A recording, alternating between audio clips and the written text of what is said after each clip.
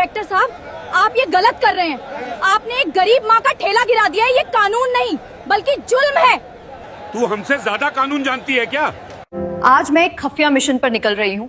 अपनी असल शिनाख्त छुपाकर एक आम औरत बनूंगी और सादा कपड़ों में सब्जी मंडी का रुख करूंगी। वहाँ खरीदारी के बहाने सब कुछ खुद देखूंगी ताकि जान सकूं कि आम औरत महफूज है या नहीं और कहीं सिस्टम के अंदर कोई खामोश खराबी तो नहीं चल रहा। अबे वो बूढ़ी, तेरी इतनी हिम्मत, अब तो हम पुलिस वालों से भी पैसे मांगे। तेरी ऐसी की तैसी, तुझे सबक सीखना पड़ेगा। ये साहब, ये आपने क्या किया? मेरी रोजी रोटी गिरा दी। मेरा क्या होगा? मैं बर्बाद हो गई। इंस्पेक्टर साहब, आप ये गलत कर रहे हैं। आपने एक गरीब माँ का ठेला गिरा दिया है। ये कानून नहीं बल्कि जुल्म है। तू हमसे ज्यादा कानून जानती है क्या? ये ले, नहीं मानेगी तो फिर इस थप्पड़ का हिसाब आपको देना पड़ेगा इंस्पेक्टर साहब। आज मैं बिल्कुल सादा कपड़ों में बाजार आई हूँ, एक आम औरत की तरह, बिल्कुल सादा। यहाँ तो सब अपने अपने कामों में मशरूफ हैं। कोई पहचान भी नहीं पाएगा कि मैं इस जिला की आईपीएस ऑफिसर हूँ। मैं ये देखने आई हूँ कि यहाँ सब कुछ ठीक है या कहीं कोई गड़बड़ तो नहीं। ले लो भाई, सेब ले लो। आज दाम बहुत सस्ते हैं, बिल्कुल ताज़ा और मीठे सेब हैं। मौके मत गनवाओ, जल्दी ले लो। आज तो बाजार में हर तरफ रौनक ही रौनक है। हमारे देश के लोग कितने मेहनती हैं। मैं इस तरफ चलती हूँ जहाँ ये हलचल मच रही है। माँ, आज सेब किस भाव दे रही हो? बेटा, आज सेब बिल्कुल मुनासिब दाम पर है, सिर्फ 80 रुपए किलो। जितना चाहिए ले लो।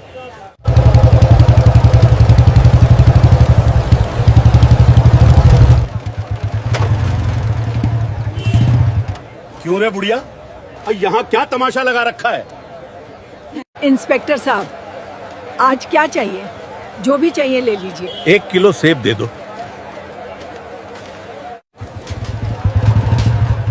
साहब, ये लीजिए आपके सेब।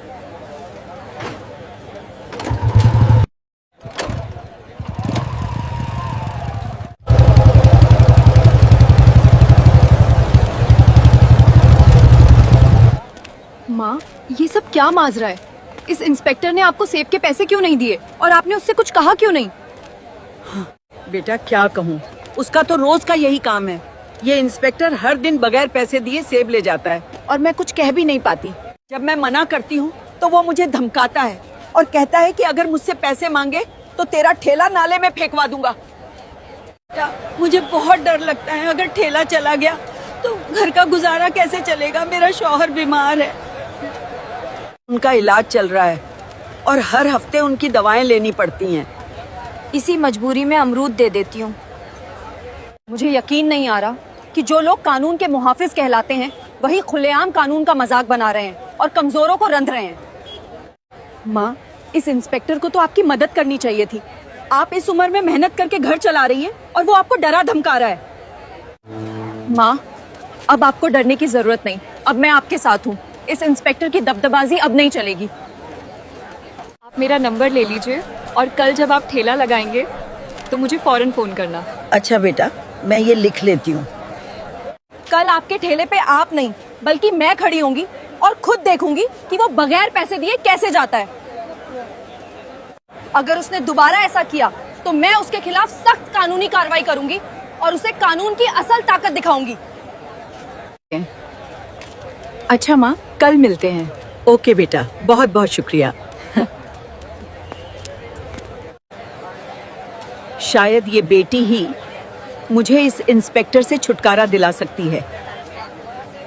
अगली सुबह आईपीएस अंजलि सिंह ने एक साधारण औरत का रूप धारण किया और वह सेब वाली बुजुर्ग महिला के ठेले पर आकर खड़ी हो गईं। ठेले पर ताजे लाल सेब तरीके से सजे हुए थे। कुछ ही देर में वही इंस्पेक्टर विक्रम ढाकड़ अपनी मोटरसाइकिल पर वहां आ पहुंचा। उसने बाइक सीधे अंजलि के ठेले के पास रोकी और घूरते हुए बोला, क्या बात है, आज फिर तू यहीं? वैसे तू उस बुढ़िया की क्या लगती है? कल भी तुझे यहीं देखा था। अंजलि ने सहजता से जवाब दिया, मैं उनकी बेटी हूं। आज उनकी तबीयत खराब थी, इसलिए मैंने कहा कि आज ठेले पर मैं बैठ जाती हूं। इंस्पेक्टर ने चालाकी भरी मुस्कान के साथ कहा, ओह, तो तू उसकी बेटी है। उस बुढ़िया ने कभी बताया नहीं कि उसकी इतनी खूबसूरत बेटी भी है। सच कहूं तू बहुत प्यारी लग रही है। उसने ठिठोली करते हुए पूछा। और बता, शादी हो गई क्या तेरी? अंजलि ने शांत स्वर में कहा। नहीं, अभी नहीं हुई। इंस्पेक्टर हंसते हुए बोला। ओह अच्छा, मेरी भी शादी नहीं हुई है, मुझसे शादी करेगी? अंजलि ने दृढ़ स्वर में कहा। नहीं, मुझे अभी शादी नहीं करनी। इंस्पेक्टर हंसकर बोला। अरे, मैं तो मजाक कर रहा था, छोड़ो ये सब, मुझे 2 किलो सेब चाहिए।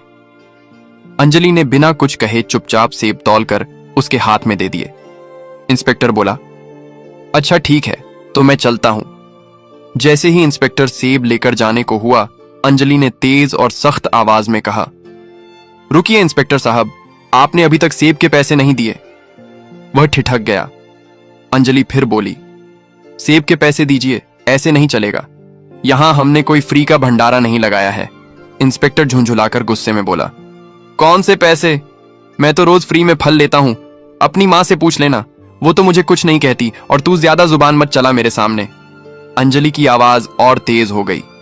रुकिए, आप मेरी मां से चाहे जैसे लेते हो, लेकिन मुझसे नहीं ले सकते। सेब के पैसे तो देने होंगे आपको, हमें भी पैसे खर्च करके ही ये फल लाने पड़ते हैं। अगर हम एक दिन भी फल ना बेचें तो हमारे घर में चूल्हा नहीं जलता। आप जैसे लोग फ्री में सामान लेकर हमारे पेट पर लात मारते हैं। इतना सुनते ही इंस्पेक्टर विक्रम ढाकड़ का पारा चढ़ गया। उसने बिना कुछ सोचे समझे अचानक अंजलि के गाल पर एक जोरदार थप्पड़ जड़ दिया। थप्पड़ इतना तेज था कि अंजलि एक कदम पीछे लड़खड़ा गई। उनके चेहरे पर दर्द साफ झलक रहा था, मगर उससे गहरी चोट उनके आत्मसम्मान पर लगी थी। कांपती लेकिन दृढ़ आवाज में अंजलि बोली, आपने एक महिला पर हाथ उठाकर बहुत बड़ी गलती की है। आपको अभी अंदाजा भी नहीं है कि आपने किस पर हाथ उठाया है। इसका अंजाम बहुत जल्द भुगतना पड़ेगा आपको। इंस्पेक्टर और चिल्लाकर बोला, अबे तू क्या समझती है खुद को? तेरी इतनी औकात कि मुझे आंख दिखा रही है। गुस्से में उसने अंजलि के बाल कसकर खींच लिए। अंजलि ने किसी तरह अपने बाल छुड़ाए। कड़क आवाज में अंजलि बोली, यह सब बहुत गलत हो रहा है, मैं तुम्हारे खिलाफ रिपोर्ट करूंगी। इंस्पेक्टर जोर से हंसता हुआ बोला, मेरे खिलाफ रिपोर्ट करेगी तू? मैं इस इलाके का थानेदार हूं, मैं तुझे यहीं खड़े खड़े खरीद सकता हूं। ज्यादा जुबान चलाई तो उल्टा तुझे ही झूठे केस में फंसाकर जेल में डाल दूंगा। थाने का असली चेहरा अंजलि चुपचाप वहां से निकल गई। वह सीधे अपने घर लौटी, कपड़े बदले और एक साधारण औरत की तरह ही पुलिस स्टेशन पहुंची। थाने में किसी को उनकी असली पहचान का अंदाजा नहीं था। अंदर जाते ही उसने देखा कि इंस्पेक्टर विक्रम वहां मौजूद नहीं था। डेस्क पर एसएचओ राघव बैठा चाय पी रहा था। अंजलि उसके पास गई और बोली, मुझे रिपोर्ट लिखवानी है। इंस्पेक्टर विक्रम धाकड़ कहां है? एसएचओ ने कुर्सी पर बैठते ही कहा, रिपोर्ट लिखवानी है तो पहले खर्चा पानी देना पड़ेगा। यहां रिपोर्ट दर्ज कराने के 5,000 रुपए लगते हैं। लाए हो तो निकालो फटाफट, फिर लिखते हैं तुम्हारी रिपोर्ट। अंजलि का चेहरा सख्त हो गया। वह बोली, रिश्वत? रिपोर्ट लिखवाने के पैसे नहीं लगते। एसएचओ राघव ने कहा, अरे तुम्हें किसने कहा कि यहां सब कुछ मुफ्त में होता है? अगर पैसे नहीं दोगी तो रिपोर्ट नहीं लिखी जाएगी। अंजलि ने चुपचाप जेब से 5,000 रुपए निकाले और टेबल पर रख दिए। पैसे लेते ही एसएचओ ने पूछा, किसके खिलाफ रिपोर्ट है? अंजलि ने ठोस आवाज में कहा, इंस्पेक्टर विक्रम धाकड़ के खिलाफ। वह रोज एक बुजुर्ग महिला से बिना पैसे दिए फल ले जाता है, उसे धमकाता है, और आज उसने मुझ पर हाथ भी उठाया है। यह सुनते ही एसएचओ राघव का चेहरा उतर गया। वह बोला, अरे वो तो हमारे सीनियर इंस्पेक्टर हैं, और फिर अगर कोई पुलिस वाला थोड़ा फल ले ले तो उसमें बुराई क्या है? हम पुलिस वाले हैं, इतना तो चलता है। इंसाफ का आखिरी फैसला अगले दिन सुबह आईपीएस अंजलि सिंह अपने असली रूप में सरकारी गाड़ी और सुरक्षा कर्मियों के साथ उस थाने पहुंची। जैसे ही वह अंदर पहुंची, पूरे थाने में हड़कंप मच गया। स्टाफ उन्हें वर्दी में देखकर सन्न रह गया। सामने इंस्पेक्टर विक्रम और एसएचओ राघव खड़े थे। अंजलि ने अपनी सरकारी आईडी निकाली और दोनों को दिखाई। आईडी देखते ही दोनों के हाथ पांव कांपने लगे। अंजलि ने सख्त स्वर में कहा, मैं हूं इस जिले की नई आईपीएस अंजलि सिंह। कल तुम दोनों ने जो किया वह अपराध है। विक्रम धाकड़ घबरा कर बोला, मैडम, हमसे गलती हो गई। अंजलि ने उसे टोकते हुए कहा, यह गलती नहीं, गुनाह है। तुमने एक शहीद की मां को थप्पड़ मारा है और मुझसे रिश्वत मांगी है। वर्दी पहनकर तुम गुंडागर्दी कर रहे हो। अंजलि ने तुरंत फोन निकालकर ऊपर आदेश दिया। एसएचओ राघव और इंस्पेक्टर विक्रम धाकड़ को तुरंत प्रभाव से निलंबित, सस्पेंड किया जाए और इनके खिलाफ कड़ी जांच शुरू की जाए। दोनों अधिकारी अंजलि के पैरों में गिर पड़े। विक्रम रोते हुए बोला, मैडम एक मौका दीजिए। अंजलि ने कहा, गुनाह की माफी नहीं होती। तुम जैसे लोग समाज के रक्षक नहीं, भक्षक हो। कानून तुम्हें सलाखों के पीछे भेजेगा। अंजलि वहां से बाहर निकल गई। उस दिन के बाद उस फल मंडी में फिर कभी किसी गरीब का शोषण नहीं हुआ। अम्मा की आंखों में अब डर नहीं बल्कि गर्व था कि उनकी बेटी ने उन्हें इंसाफ दिलाया। पूरे जिले में यह संदेश फैल गया कि वर्दी सुरक्षा के लिए है, किसी पर अत्याचार करने के लिए नहीं। तो दोस्तों, आपको यह कहानी कैसी लगी? उम्मीद करते हैं कि आपको यह पसंद आई होगी।